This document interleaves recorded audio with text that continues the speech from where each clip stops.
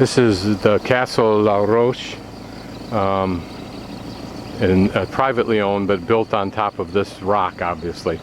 So it's well known, but it is private. Philippe says there are almost 1,000 big or small castles in just this area of the Dordogne alone. This is Rue Sylvain Gabrielli, who was a troubadour that's named after him. And we're going along here in search of a wrought iron balcony. Maybe that's it right there. Supported by stone corbelling. Not sure what a corbelling is. But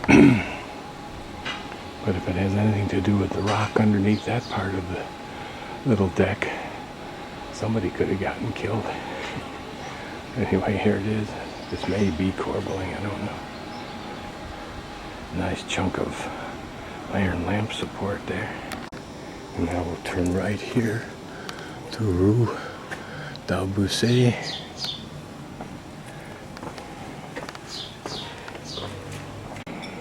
This is a hotel of the 13th century, built after the war, the 100 Years' War, and apparently has a tower with a stairway in it, and I can't understand this French after that.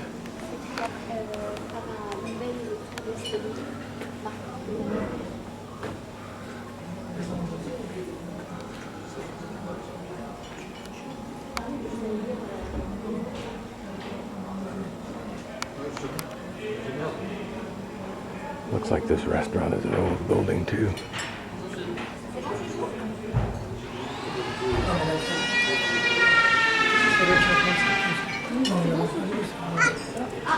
Some interesting architecture going down through there.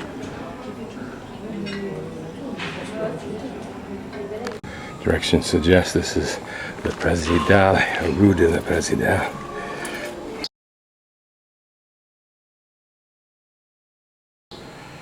The Presidial, that's 17th century. I assume that's this restaurant. It may have lasted, but it's not going to have the luxury of sitting around. Well, let's go in and play tourist here too.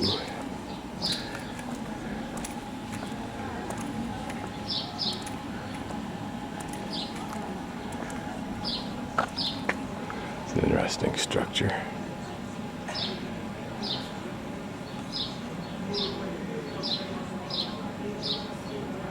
Wonder what function it served then, wonder what it serves now, if anything.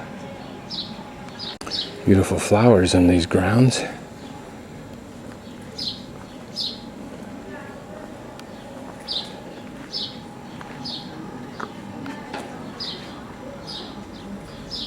These restaurants often order, you got the a la carte, or apparently a la carte. Now there's individual things over here. Entrees, fish, meat, desserts. This is an omelet. I mean, this is a menu that's trying to be smart, and it is, by having the English.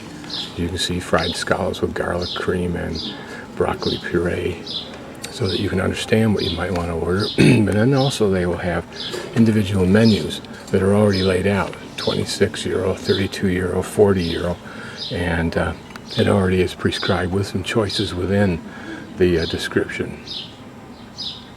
So here you have fried prawns with fried onions and soya, or duck foie gras, escalpi.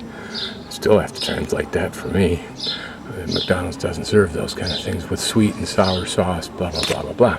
So, half the fun of this walk around town bit is you get to see the little back streets and so forth. You wander around. So now we're on Rue Landry, I think. It should hang a tight left here and come right back to where we were at Rue du Palais, or Dia, President. Whatever the thing was, it sounded like President. Okay, here you go. Not much of a street, but it serves its function. And you can see people do drive on some of these. and park there.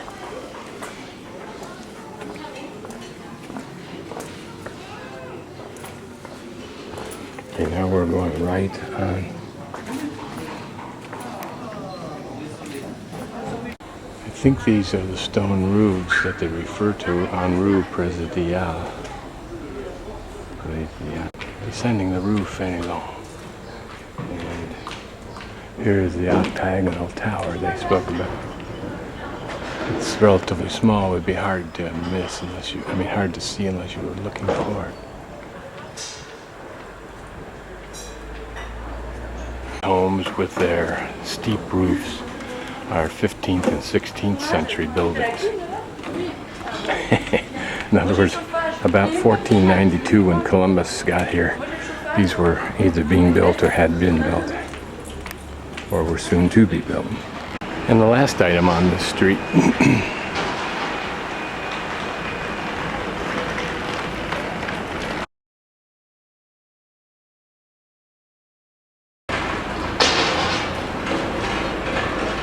I wonder if they leave those doors open for movement of air. Would make some kind of sense, because inside though it's very, very cool. It's an interesting old building, famous for having been the home or the birthplace of Étienne de La Boétie.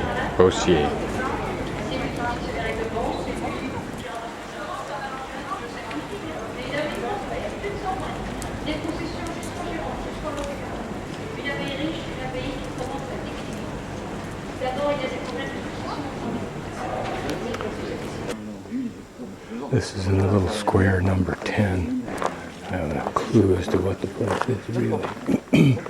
But you can see that it's had many past uses and closed off accesses. Probably where prior buildings were built up against these. That's fascinating.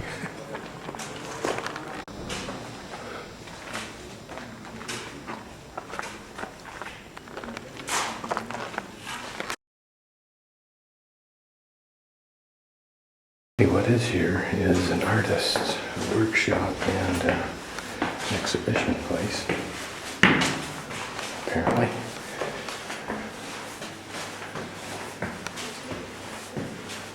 Lovely stairway coming up here, unless you have to climb it all the time.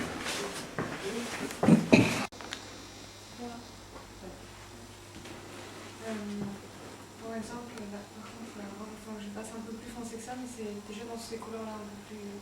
Bon, alors là, c'est là que le slam, tu vas faire le foncé d'abord, comme il faut le faire. Alors, pour faire le foncé d'abord,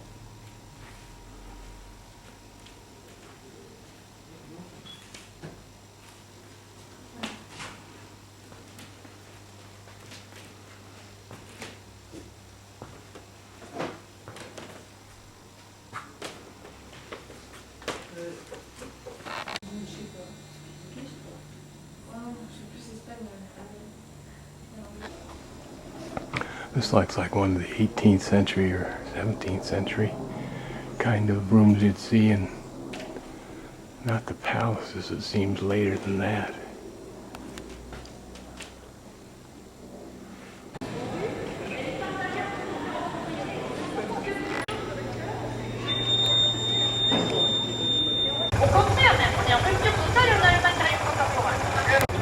This is how this wall to my right looked. It was apparently a huge arch with a stone wall at the base and an entrance. And I would guess that this was all stained glass. I can't tell from here. These are apparently two huge steel doors. And apparently they're either designed to protect the stained glass or just to fill the cavity, but they are immense. And it's just interesting, this whole little quarter here. It's interesting, it occurred to me just a moment ago that we look at wilderness through mountain ranges and peaks and valleys and so forth, seeing the layers of distance one after another. You get the same kind of feeling here in these kind of cities where building after building is in the distance at different distances, and oftentimes quite uniquely so. C'est notre ville qui bouge, qui vit, chaque bâtiment qui doit trouver sa nouvelle fonction. Et ici, c'est le marché et le travail.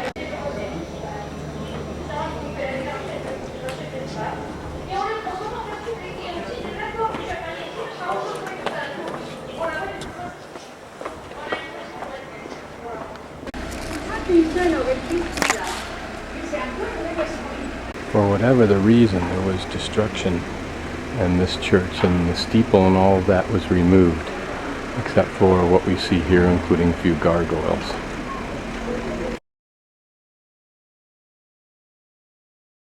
This is Hotel de Gisson, 15th century, originally of the 13th century.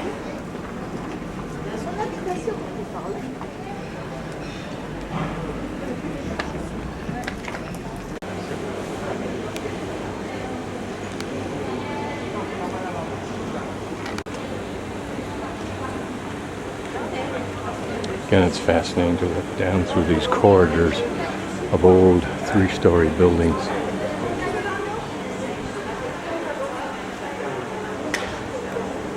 Look at the beauty and way this was understructured, undersupported.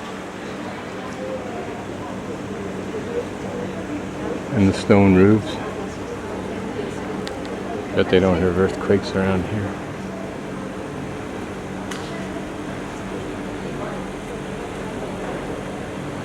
Interesting arch here. I don't know what it's for. Thank you. There's a balcony there.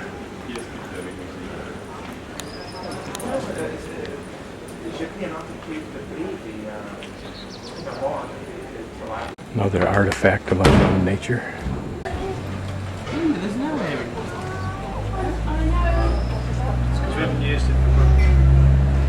Or Linda doesn't know where the pump is because she can't stop and use it. No, I don't know how to use it.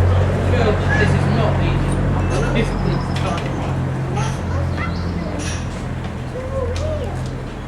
Nothing happens. Is that the one that came in? Continue along here on Rue des Amis. We come to the remains of the outer wall of the original walled city, and that's what we're looking at right there.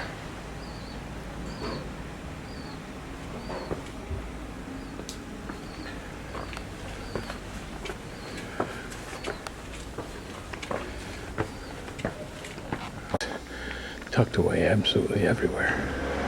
How they make a business, I don't know.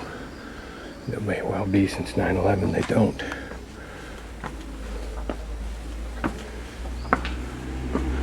So we're now passing under and through the original wall.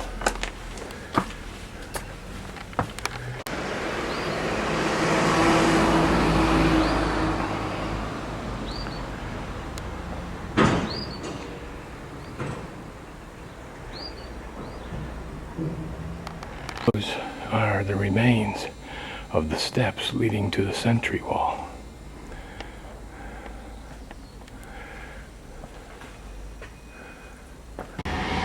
Okay, and this little road here, I know where it goes because one of the ones I tried to use to find my hotel, and I eventually found it.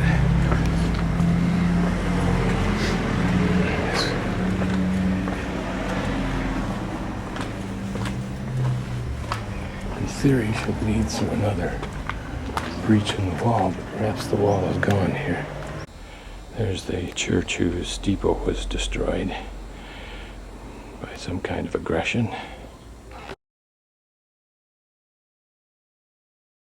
That's my hotel. I'm back down the street a little ways at the Chapelle de Penitents, Blanc, 17th century.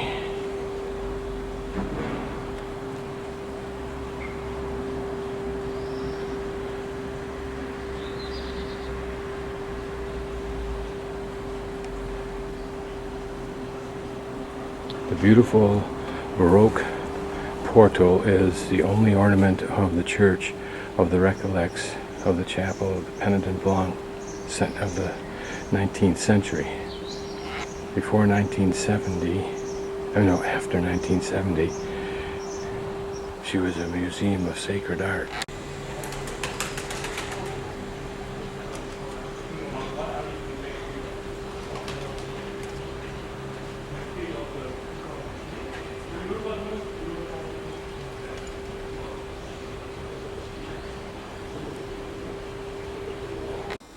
And we'll go up through Impasse, Jean-Jacques Rousseau. I think impasse means it's a dead end. Okay, this was apparently the abbey, or an abbey, now converted into apartment units. Look at these old beams.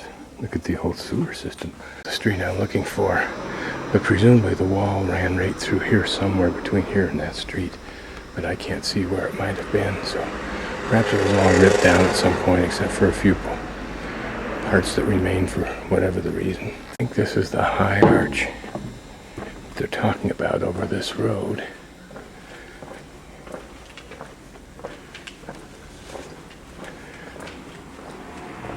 And that is the remains of the wall.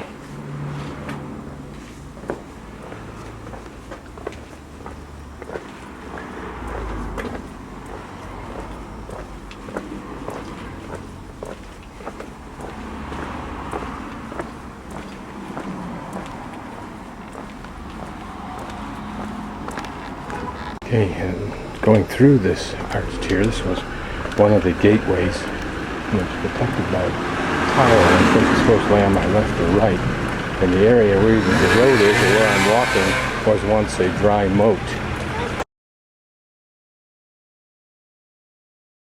So out on Rue de la République, I backtracked to probably where the first arch was over the road a few minutes ago, not the second one that gave me access to this today's road, but this is the Tour de Bourreau, 16th century, and it was a tower, one of I think 52 towers that protected the wall. So this is the tower. At what point the wall interfaced the tower and what height, I'm not sure, although that portion over on the left side there may give us a clue. That part right there. Reflect where the wall tied into the tower. In fact, if we look at it all the way up there, you can see that that's rough and of different texture than the tower, so probably used all through there. Just imagine centuries ago that you could have entered through this gate and you would have seen these rocks much cleaner than they are now. If you cared to look. What you would have seen here, I don't know. But notice that conical tower.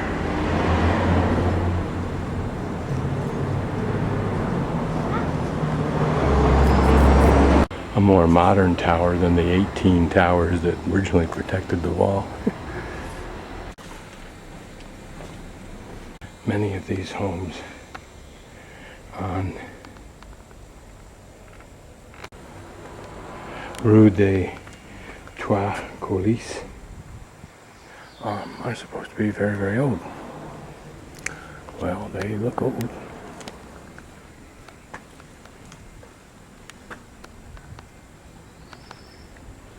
What's particularly intriguing is this interesting tower. One wonders what it would have been used for initially. And look at the modifications that have made to it and the things that are built alongside, then removed. And the stone roof, at least partial.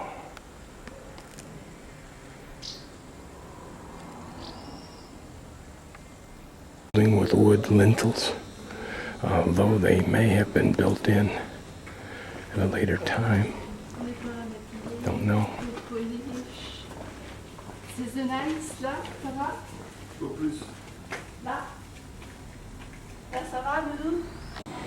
There's a strange musty smell down here that I can't put my finger on. It's not pleasant. It's not horribly unpleasant.